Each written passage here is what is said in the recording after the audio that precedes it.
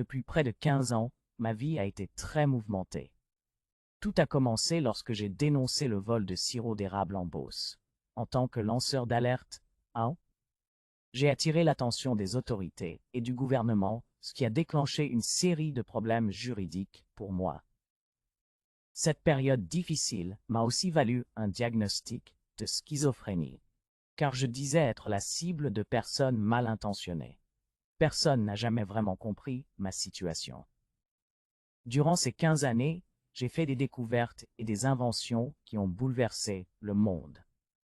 En mars 2019, j'ai inventé l'ordinateur quantique et mon entreprise, Liquidation 3D, fonctionne grâce à une forme unique de lumière.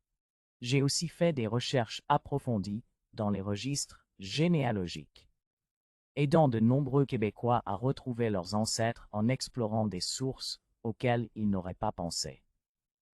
Par ailleurs, j'ai découvert l'histoire de ma propre famille, des rois et des propriétaires de terres au Canada.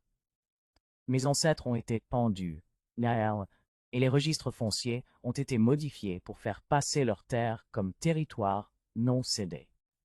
Toutes ces découvertes, pourtant d'une grande importance, ne m'ont jamais valu d'applaudissements.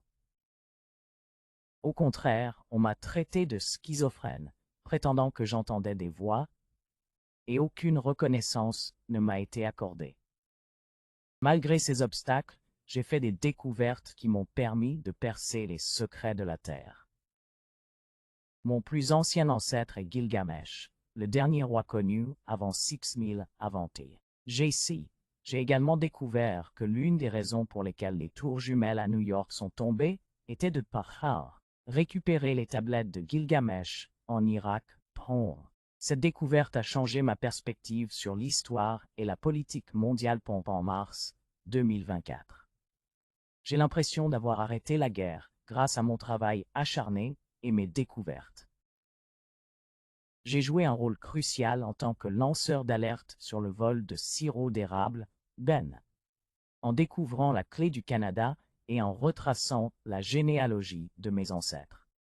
Ces découvertes m'ont aussi permis de comprendre que le Québec a joué un rôle fondateur dans l'histoire des Amériques. Tant pour le Canada que pour les États-Unis, c'est nous Québécois qui avons bâti ces nations. En parallèle, j'ai fondé le mouvement Excalibur et créé un parti politique sur Facebook, réunissant plusieurs personnes autour de cette vision de changement radical.